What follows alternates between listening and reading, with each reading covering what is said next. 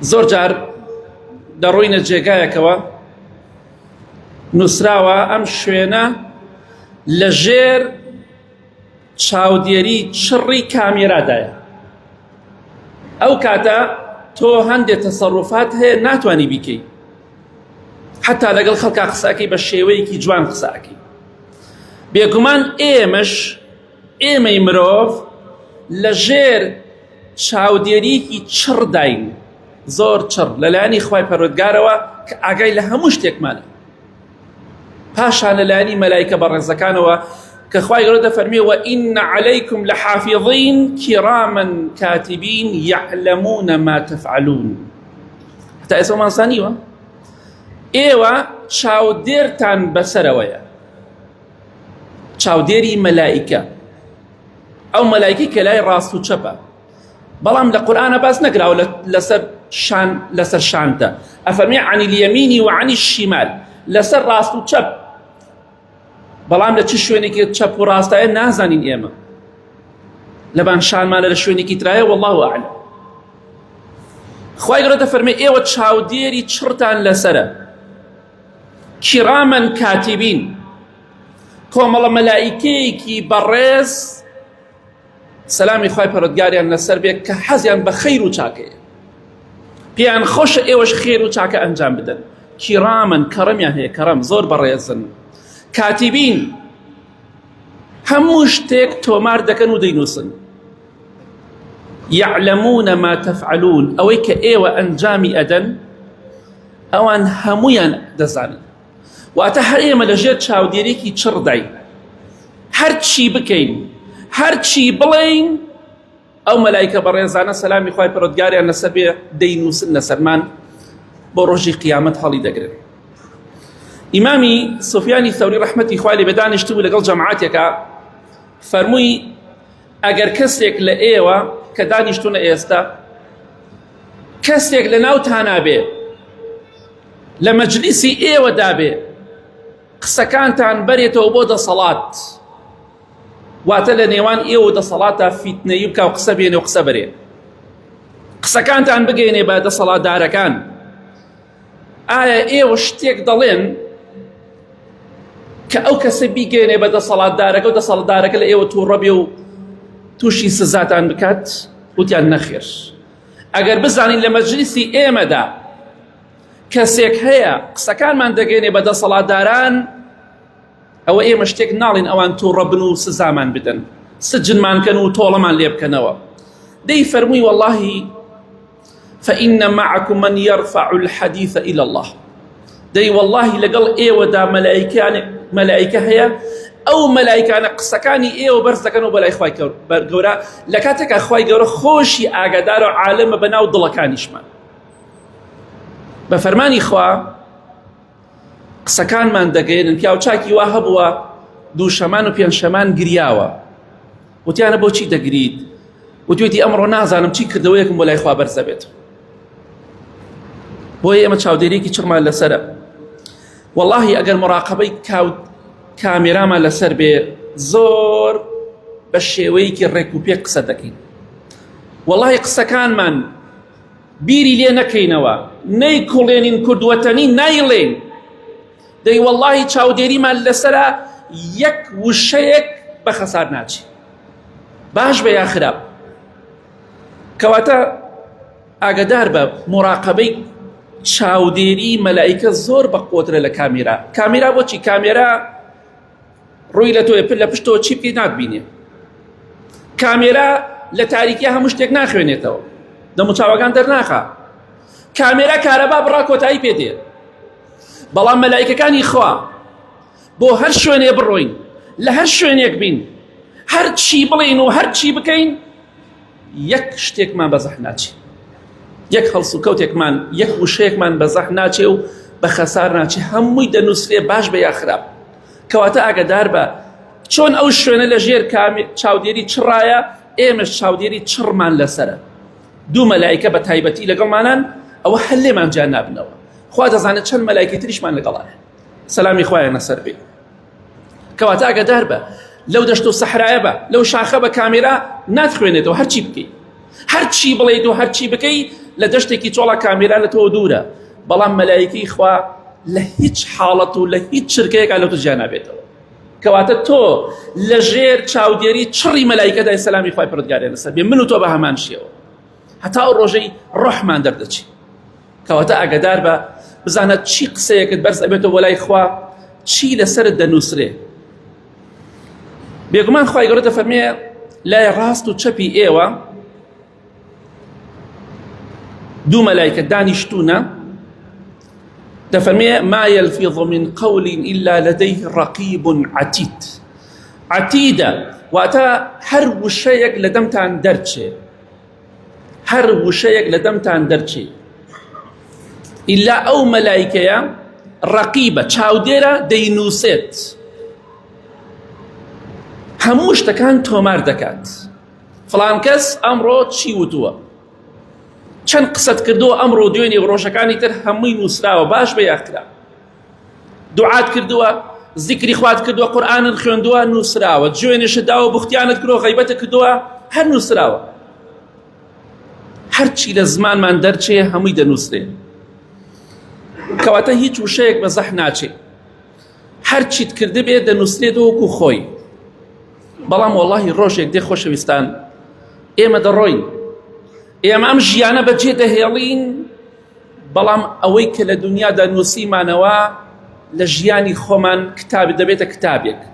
ژیانی خۆمان، مێژووی خۆمان، تەمەنی خۆمان دەبێتە کتابێک، و لە ڕۆژی قیامەتە خوای گەورە دەفەرمێ ئیقڕە کتابەک، دەی کتابەکەی خۆت بخوێنەوە، لە دنیادا چیت کردووە بیخوێنەوە.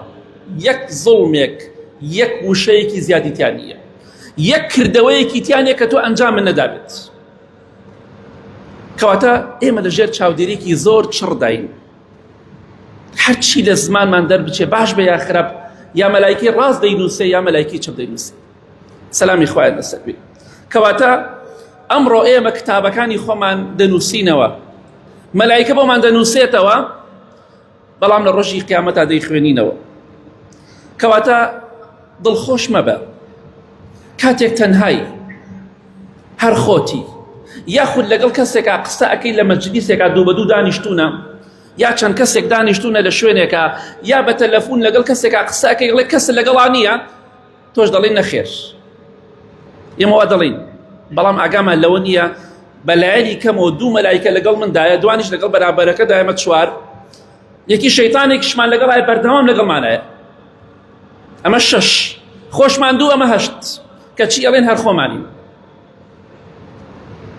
کاتێک کە پیلانێک بۆ کەسێک دانەی، کاتێک دەتەوێت کەسێک بکەیتە چاڵێکەوە، کاتێک دەتەوێت ملی کەسێ بشکێنی، کاتێک دەتەوێت بوهتانی بۆ کەسێ بکەیت، کاتێک دەتەوێت پیلانێکی بۆ دابنی، دزیەک بکەی لە شوێنێ، غەشێ لە کەسێ بکەی، کەسێ بکوژی، لەگەڵ کەسێکا زینا بکەی کەس نەتان بینێ، دڵنیا بە مەلایکە لەسەرتی دەنووسێت. بە تەنهای شەو نوێش بکە لە شوێنێکە، قورئان بخوێنە، کەس پێت نەزانێ، هەر مەلایکەی دەینووسێ لەسەرت. کەواتە دڵخۆش مەبە پیلانم بۆ فڵان کەس دانا و نەیزانی منم، سحرم لە فڵان کەس کرد و نەیزانی منم. ئەو کاتێک کە ڕۆشتی بەلای ساحیر، ئەو کاتێک کە پیلانەکەت دانا، هەمووی مەلایکە نووسیوێتی. ڕۆژی قیامەتیش خوای گەورە دەفەرمێ یەومە تubla السەرائر، هەرچی نهێنی هەیە هەمووی ئاشکرا دەبێ. پێت دەوترێ فڵان کەس ماڵەکەتی دزی، فڵان کەس سحری لە تۆ کرد، فڵان کەس لەگەڵ خێزان تا زینای کرد، فڵان کەسی کوشت، هەموو شتێک ئاشکرا دەبێ. هەمچووکە هەمووی نووسراوە، هەمووی تۆمار کراوە، هەڵگریاوە بە قیامەت. کەواتە دڵخۆش مەبە لە کاتی تەنهاییدا پیلانێک دادەنی، فێڵێک دەکەی، خیانەتێک دەکەی، غەشێک دەکەی، وەڵاهی هەمووی نووسراوە. یا ڕەبی خۆیە لە گوناه و لە تاوان بە دوورمان کەی، ئاخرمان بەخێر بگێڕی، نوێژ و ڕۆژ و عیبادەتمان لێ قبوڵ کەی. ئامین.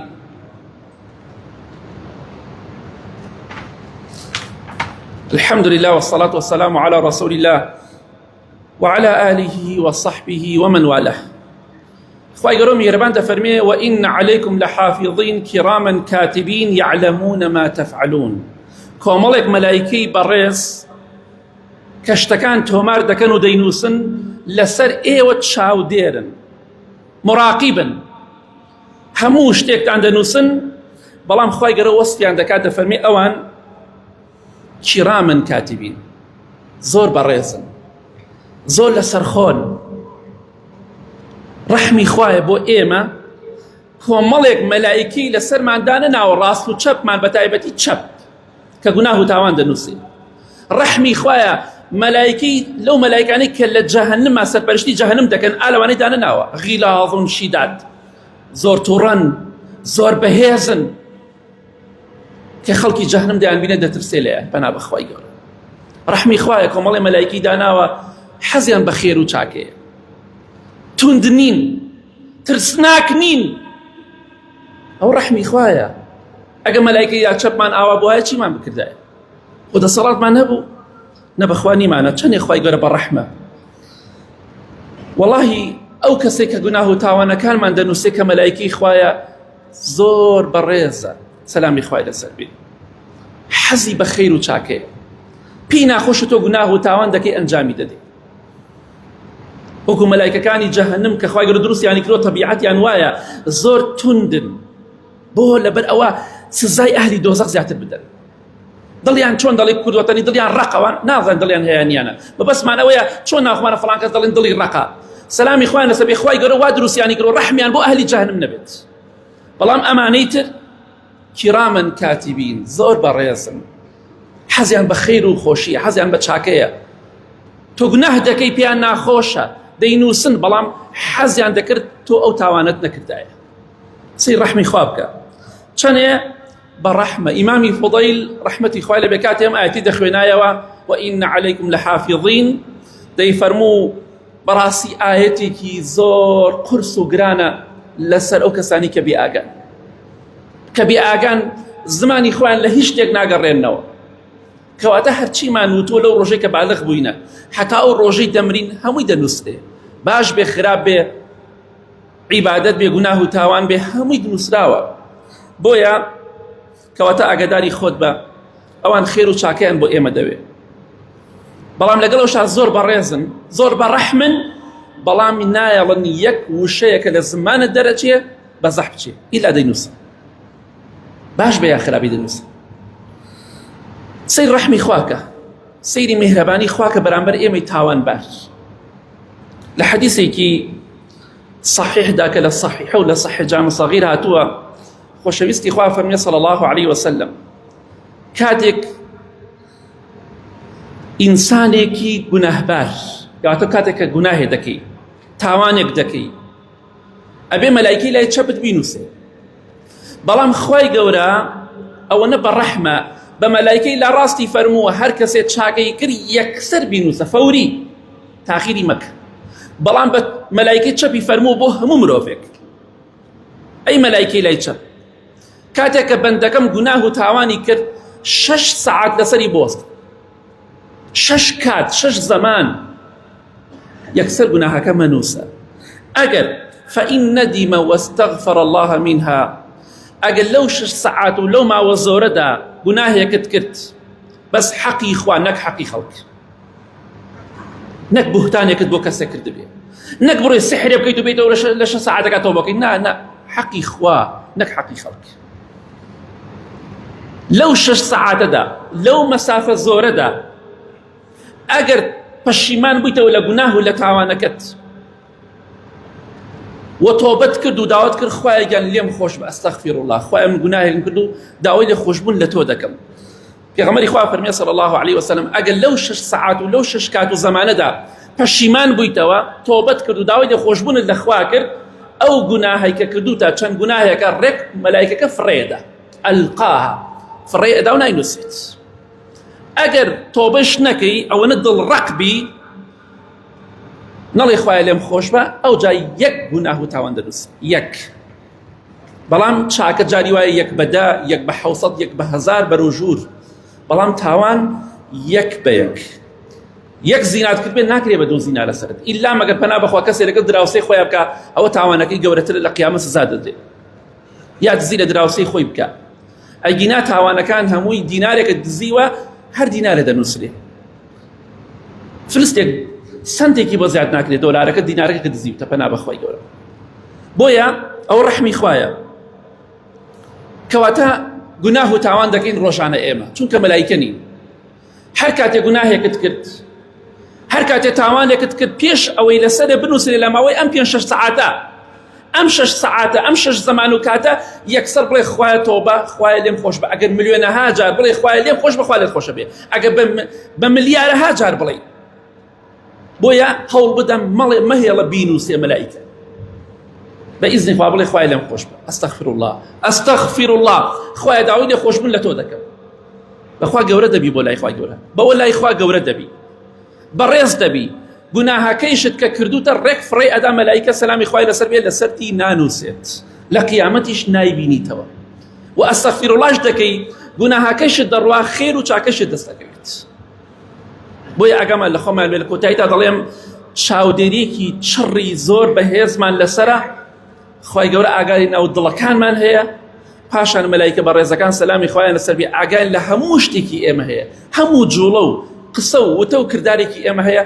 دەمی خۆمان بگرین، ئاگامان لە دەمی خۆمان بێ، چونکە ئیمامی ئەوبەکر ڕەزای خوا لەبێ ئاوا زمانی خۆی ڕادەکێشا دەیفەرموو ئەمە من بە هیلاک دەدا، ئەمە من دەباتە ناو جەهەنەمەوە، ئەم زمانە بەرەو جەهەنەمم دەبات ئەگەر ڕێگای خوای پێ نەگرم، ئەگەر بۆ خوا بەکاری نەهێنم. اللهم اغفر للمؤمنين والمؤمنات والمسلمين والمسلمات الأحياء منهم والأموات من أهل السنة والجمعة والجماعات. يا ربي خواه الشفاء نخوش كان من بدي بتايبتي أواني داوي دعاء خيريان كدو. يا ربي خواه يمني وآرامي والله من بباريزي، خوایان آخر من بخیر بگەڕی، لە گوناهی دایک و باوک و مردوەکانمان خۆش بی. خوایان چۆن ئێستا کۆمانت کرد و ئاوا لە بەهەشتا کۆمان کەیتەوە، ڕەحم و میهرەبانی خۆت بڕژێنی بەسەرمانە، لە سزای خۆت و لە تۆڵەی خۆت بە دوورمان کەی. آمين آمين آمين. وصلى الله على محمد وآله وصحبه أجمعين.